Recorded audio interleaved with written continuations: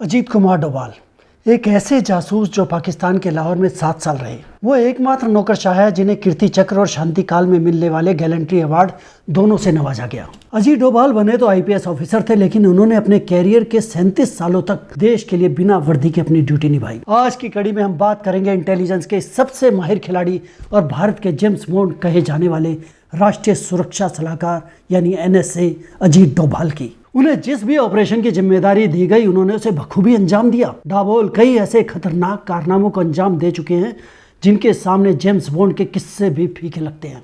डोभाल 7 साल तक पाकिस्तान में अंडर कवर एजेंट की तरह काम कर रहे और किसी को भनक तक नहीं लगी। यहीं से उन्हें भारत का जेम्स बॉन्ड कहा जाने लगा था। सन 1972 में भारत ने जब अपना पहला परमाणु परीक्षण पोखरण में किया, उसके बाद पाकिस्तान ने भी अपने परमाणु हथियार बनाने का काम खान रिसर्च सेंटर कहूटा में शुरू कर दिया। जब यह खबर भारत को मिली तो अजीत डोभाल को भेजा गया। अजीत डोभाल एक भिखारी बनकर उस रिसर्च सेंटर के सामने बैठ गए और आने जाने वाले हर व्यक्ति पर निगरानी रखने लगे। उन्होंने पता लगा लिया कि परमाणु हथियार पर काम यही हो रहा है, जिसकी कंफर्मेशन के लिए उन्होंने काहुटा में एक नाई की दुकान से वैज्ञानिकों के बालों के सैंपल्स को भारत भेजा, जिनकी जांच से भारत को पता चल गया कि पाकिस्तान कहूटा में एटॉमिक बम बना रहा है। लेकिन दुर्भाग्य से प्रधानमंत्री मोरारजी देसाई ने उल्टे पाकिस्तान को ही इसकी जानकारी देकर जासूसों की सारी मेहनत पर पानी फेर दिया। तब भले ही पाकिस्तान में यह कार्यक्रम रद्द नहीं किया, लेकिन इससे उसने इस कार्य को 15 साल तक स्थगित जरूर कर दिया। इस दौरान उन्होंने भारत के जासूसों को ढूंढ कर या तो मार डाला या पकड़कर जेल में डाल दिया। इसी दौरान भारत ने अपने कई सबसे काबिल जासूसों को खोया गया। अजीत डोभाल तो 7 साल पाकिस्तान में रहे। खतरे तो उनके भी सामने कई आए। एक बार तो ऐसी स्थिति भी आई जब पाकिस्तान में एक शख्स ने उनके कान में छेद को देखकर उनकी हकीकत पकड़ ली थी। हुआ यूं कि जब वो लाहौर में एक औलिया के मजार के पास से गुजर रहे थे, उन्हें एक लंबी और सफ़ेद दाढ़ी वाले व्यक्ति ने बुलाया। डोभाल उसके पास गए तो उसने कहा कि तुम हिंदू हो? डोभाल ने कहा नहीं, मैं मुसलमान हूँ। उसने कहा नहीं, तुम झूठ बोल रहे हो, मैं जानता हूं कि तुम हिंदू हो क्योंकि तुम्हारे कान छेदे हुए हैं। इस पर डोभाल ने उसे यकीन दिलाने की कोशिश की। नहीं, वो मैं तो बाद में कन्वर्ट हो गया था ना, पहले थे। नहीं, तुम बाद में भी कन्वर्ट नहीं हुए। अच्छा, तुम्हें पता है मैंने इतनी सूक्ष्म बातें कैसे जानी? क्योंकि मैं भी हिंदू हूँ। इस तरह उसने डोभाल को सलाह दी कि वो प्लास्टिक सर्जरी करा ले, नहीं तो यहाँ दिक्कत हो जाएगी। डोभाल ने बाद में सर्जरी करा ली और 7 सालों बाद सफलतापूर्वक अपना कार्यकाल पूरा करके वो भारत लौटे। 80 के दशक में उत्तर पूर्व में भी अजीत डोभाल ने शानदार कारनामा कर दिखाया। ये वो समय था जब लाल डेंगा के नेतृत्व में मिजो नेशनल फ्रंट ने मिजोरम में हिंसा और अशांति फैला रखी थी। तब लाल डेंगा के नेतृत्व वाले इस फ्रंट को बहुत खतरनाक माना जाता था। तब डोभाल ने भूमिगत मिजो नेशनल फ्रंट के नेताओं में घुसपैठ की और कुछ ही दिनों में उन्होंने लाल डेंगा के 7 में से 6 कमांडरों का विश्वास जीत लिया। इस दौरान अजीत डोभाल ने एक बार खाने पर विद्रोही नेताओं को अपने घर बुलाया। अब विद्रोही नेता तो अपने साथ हथियारों से लैस होकर पूरी टीम के साथ ही चलते हैं, और वो वैसे ही आए भी। आसपास एकदम दहशत फैल गई, लेकिन डोभाल के चेहरे पर एक शिकन तक नहीं आई। अजीत डोभाल की पत्नी को जरूर परेशानी हुई, क्योंकि उस दिन उन्होंने जिंदगी में पहली बार उन विद्रोहियों के लिए सूअर का मांस पकाया था। खैर, अंत भला तो सब भला। 6 कमांडरों से नजदीकियों का फायदा हुआ और लाल डेंगा को मजबूरी में भारत सरकार के साथ शांति विराम का विकल्प अपनाना पड़ा। इस समझौते के बाद मिजो नेशनल फ्रंट मिजोरम का प्रमुख राजनीतिक दल बन गया और लाल डेंगा मिजोरम के मुख्यमंत्री। 1980 के दशक में पंजाब बढ़ते आतंकवाद के कारण काफी अशांत हो गया था। ये तक कहा जाने लगा था कि पवित्र स्वर्ण मंदिर पर अलगाववादियों का कब्जा हो गया। तब खुफिया विभाग ने स्वर्ण मंदिर का वास्तविक जायजा लेने के लिए उस समय के हमारे जेम्स बॉन्ड अजीत डोभाल को अमृतसर भेजा। अजीत डोभाल अमृतसर में रिक्शा चालक बनकर वहां की जासूसी किया करते थे। लेकिन एक दिन खालिस्तानियों को अजीत डोभाल पर शक हो गया कि वो रिक्शा चालक के वेश में कोई जासूस है, जिसके बाद वहां मौजूद उन लोगों ने उन्हें पकड़ लिया। लेकिन अजीत डोभाल उन्हें यह यकीन दिलाने में कामयाब हो गए कि पाकिस्तानी मुस्लिम और आईएसआई के एजेंट है वो। तो इसके बाद तो डोभाल का काम और भी आसान हो गया। वो आसानी से सारी महत्वपूर्ण जानकारी इकट्ठे करते, सुरक्षा एजेंसीज को भेजते। उनके भेजे नक्शे, हथियारों और लड़ाकों छिपे होने की सटीक जानकारी ने सुरक्षा एजेंसियों को ऑपरेशन ब्लू स्टार में काफी मदद पहुंचाई। इससे पहले 1991 में खालिस्तानी लिबरेशन फ्रंट ने जब रोमानियाई राजनयिक लिवियो राड्रो का अपहरण कर लिया था, तब भी अजीत डोभाल ने ही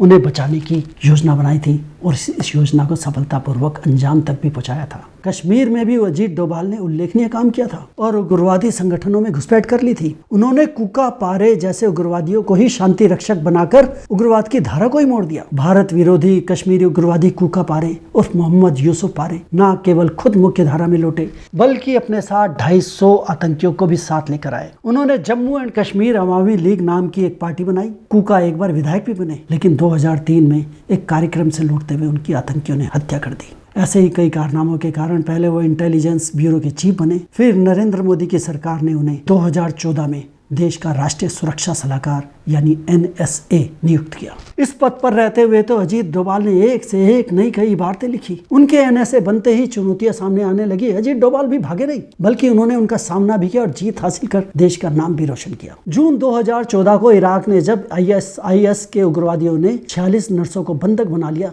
तब अजीत डोभाल ही उन्हें छुड़ाने के सीक्रेट मिशन पर इराक गए थे। जहां जाकर उन्होंने अपने कनेक्शन बिल्डअप किए, ISIS के आतंकियों से बातचीत की, उन्हें कन्विंस किया और सफलतापूर्वक सभी नर्सों को सुरक्षित वापस लेकर आए। कभी अजय डोभाल ने पूर्वोत्तर भारत में शांति लाने में महत्वपूर्ण रोल निभाया था। वो जब NSA बने तो एक बार फिर उग्रवादियों ने उन्हें पूर्वोत्तर में ललकारा। 6 डोगरा रेजिमेंट भारतीय सेना का एक काफिला जब मणिपुर के चंदेल जिले से गुजर रहा था, तभी NSCN खापलांग गुट के विद्रोहियों ने इस काफिले पर घात लगाकर हमला किया। इस हमले की योजना इतनी सटीक थी कि भारतीय सैनिक कहीं भी छुप नहीं सकते थे। इस हमले में भारतीय सेना ने कई जवानों को खोया, जबकि उग्रवादी वो तो हमला करके पड़ोसी देश म्यांमार की सीमा में बने अपने कैंपों में जाकर छुप गए। यदि ऐसे समय में तुरंत कोई एक्शन नहीं लिया जाता तो ये जख्म बाद में नासूर बन जाता और पूरे पूर्वोत्तर में फैल जाता। सेना पर और भी कई हमले हो सकते थे। तब अजीत डोभाल के निर्देशन में भारत ने 9 जून 2015 को म्यांमार में जाकर NSCN खापलांग गुट के विद्रोहियों के खिलाफ पहला सर्जिकल अटैक करने का अभियान चलाया। इस मिशन में भारतीय सैनिकों ने म्यांमार की सीमा पार की। NSCN खापलांग गुट के करीब 38 उग्रवादियों को उन्हीं के तरीके से मार गिराया और बिना कोई नुकसान उठाए वापस उसी रात अपनी सीमा में आ गए। इसके कई महीनों बाद जब कई उग्रवादियों ने म्यांमार की सीमा में घुसकर एक बार फिर भारत की धरती पर अटैक करने की योजना बनाई, तो इस बार अजीत डोभाल और विदेश मंत्री जयशंकर प्रसाद की कूटनीति काम आई और म्यांमार के सैन्य बलों ने ही हमें 22 उग्रवादी नेताओं को पकड़कर सौंप दिया, जो कि असम और अन्य पूर्वोत्तर राज्यों में सक्रिय थे। वो भारत की सीमा पर अटैक करके म्यांमार में जाकर छुप जाते थे। उसके बाद तो सर्जिकल स्ट्राइक भारत की सबसे कामयाब पॉलिसी बन गई। सालों से पाकिस्तान कश्मीर में उग्रवादियों को सहायता दे रहा था। बॉर्डर पार से वो उग्रवादियों को ट्रेनिंग देकर हथियारों के साथ भेजता। उसके उग्रवादी भारत में सेना और उसके प्रतिष्ठानों पर हमला करते और वापस पाकिस्तान जाकर वहां हीरो बनकर रहते। लेकिन अजीत डोभाल जब NSA बने तो पहली बार भारत की ये नीति ऐसी बदली कि पाकिस्तान के पैदा किए हुए दहशतगर्द आज उसी के गले की हड्डी बन गए। 2016 में घुसपैठियों ने पाकिस्तान की सीमा पार कर उड़ी में बने भारतीय सेना के शिविर पर हमला किया, जिसमें भारत के 19 सैनिक शहीद हो गए। इसके जवाब में भारत ने पाकिस्तान में घुसकर उल्टे उग्रवादियों पर ही हमला करने की न सिर्फ योजना बनाई बल्कि उसे सफलतापूर्वक अंजाम भी दिया। भारतीय सेना के कुछ चुने हुए जवानों ने पाकिस्तानी कब्जे वाले कश्मीर में अंदर घुसकर उग्रवादियों के कई अड्डों को उड़ा दिया। माना जाता है कि इनमें करीब 200 के आसपास उग्रवादी मारे गए, जबकि भारत का हर जवान अपने ऑपरेशन को अंजाम तक पहुंचाकर सकुशल भारत की सीमा में लौट आया। हालांकि पाकिस्तान ने भारत के दावों को खारिज कर दिया और कहा केवल सीमा पर ही भारतीय सैनिकों की पाकिस्तानी सेना के साथ झड़पें हुई थी, न कि सीमा पाकर उन्होंने कोई सर्जिकल अटैक किया है। लेकिन इसका इतना असर जरूर हुआ कि उसके बाद जिन उग्रवादियों के अड्डे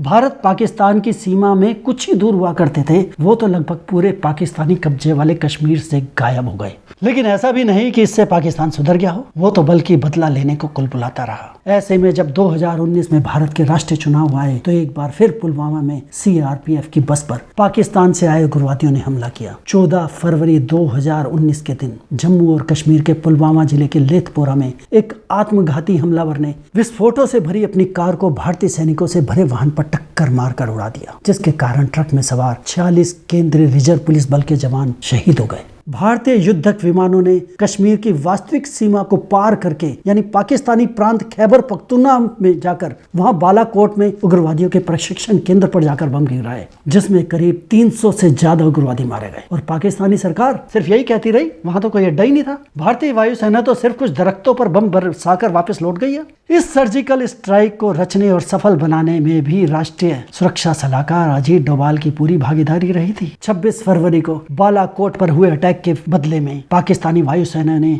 27 फरवरी को ऑपरेशन स्विफ्ट रिटॉर्ट शुरू किया और भारत के स्वामित्व वाले जम्मू कश्मीर में कई स्थानों पर हवाई हमले किए। इस दौरान उन्हें भारतीय विमानों ने मार भगाया, जिनमें पाकिस्तान का एक F-16 विमान नष्ट हो गया और एक भारतीय MiG-21 भी दुर्घटनाग्रस्त होकर पाकिस्तान की सीमा में जा गिरा, जिसके कारण पाकिस्तान ने भारतीय पायलट अभिनंदन वर्धमान को पकड़ लिया। वो अजीत डोभाल ही थे जिन्होंने भारतीय पायलट की सुरक्षित रिहाई के लिए अमेरिकी विदेश मंत्री और अमेरिकी राष्ट्रीय सुरक्षा सलाहकार से बातचीत की और पाकिस्तान पर प्रेशर डलवाकर अपने पायलट की रिहाई करवाई थी। जब दिल्ली में दंगे हुए तो प्रधानमंत्री ने डोभाल को इलाके में कानून और व्यवस्था पर नियंत्रण करने के लिए भेजा था। ये शायद पहला मौका था जब किसी NSA ने न सिर्फ इलाके में जाकर हालात का जायजा लिया बल्कि पीड़ित लोगों से बात भी की। आमतौर पर NSA से इस तरह की चीजों को माइक्रो मैनेज करने और सरकारों को चेहरा बनने से परहेज करते हैं। कुछ राजनीतिक विशेषज्ञों का तो यहाँ तक मानना है कि इस समय नरेंद्र मोदी और अमित शाह के बाद अजीत डोभाल भारत के तीसरे सबसे ताकतवर शख्स हैं। उनके बारे में माना जाता है कि डोभाल भारतीय खुफिया एजेंसियों के कमांड स्ट्रक्चर को बाईपास करते हुए सीधे फील्ड एजेंट्स के संपर्क में रहते हैं। कुछ लोगों की नजर में डोभाल को कूटनीति और विदेश नीति की उतनी समझ नहीं है जितनी की इस पद को जरूरत है, और इसका कारण था कंधार।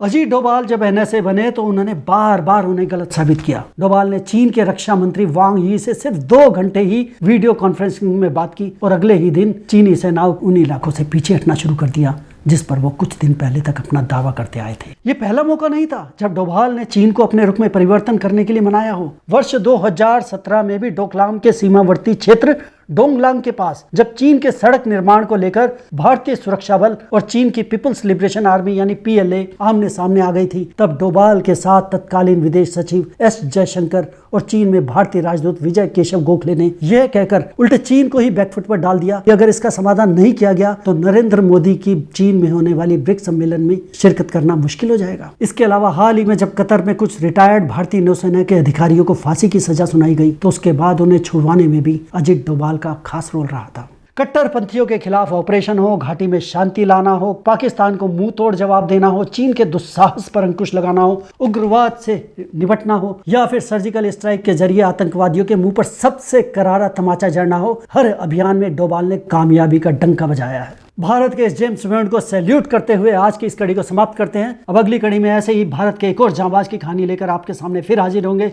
तब तक अलविदा। और हाँ, जाते जाते एक संदेश, यदि आपको यह कड़ी पसंद आई है तो आप इसे लाइक कर सकते हैं। यदि आप भारत के ऐसे ही जासूसों की और भी कहानियां जानना चाहते हैं तो इस चैनल को सब्सक्राइब कर सकते हैं जिसका नाम है वंदे मातरम। अलविदा।